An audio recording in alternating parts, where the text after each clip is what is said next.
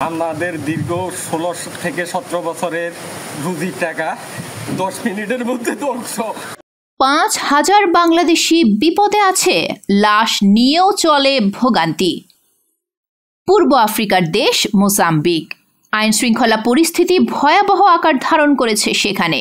বেড়েছে খুন, গুম, চাঁদাবাজি সহ নানা অপরাধমূলক কর্মকাণ্ড।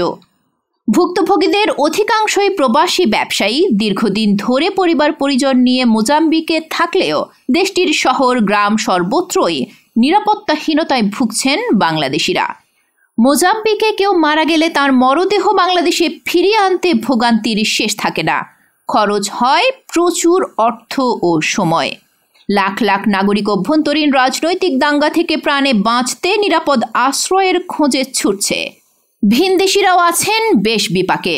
মোজাম্বিকে প্রায় 15,000-এর মতো বাংলাদেশি বসবাস করছেন। তার মধ্যে 5,000 জন আছেন ডেঞ্জার জোনে। গত 15 দিনে প্রবাসী বাংলাদেশিদের কয়েকশো ব্যবসা প্রতিষ্ঠান, গ্রোসারি শপ ও বাসা বাড়িতে হামলা ও লুটপাট চালিয়েছে দুষ্কৃতকারীরা। চরম নিরাপত্তাহীনতায় ভুগছেন বাংলাদেশি প্রবাসীরা।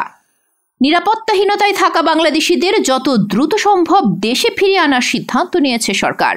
বাংলাদেশি যারা আছে ওইখানে বা মোজাম্বিকের সরকারি অথরিটি মারফত যোগাযোগ করার চেষ্টা করছি। বাংলাদেশের রাজনৈতিক পরিস্থিতি ঘিরে যেই গরম হাওয়া বইছে, মোজাম্বিকের মতো বাংলাদেশও রাজনৈতিক সহিংসতার হটস্পটে পরিণত হবে না তো?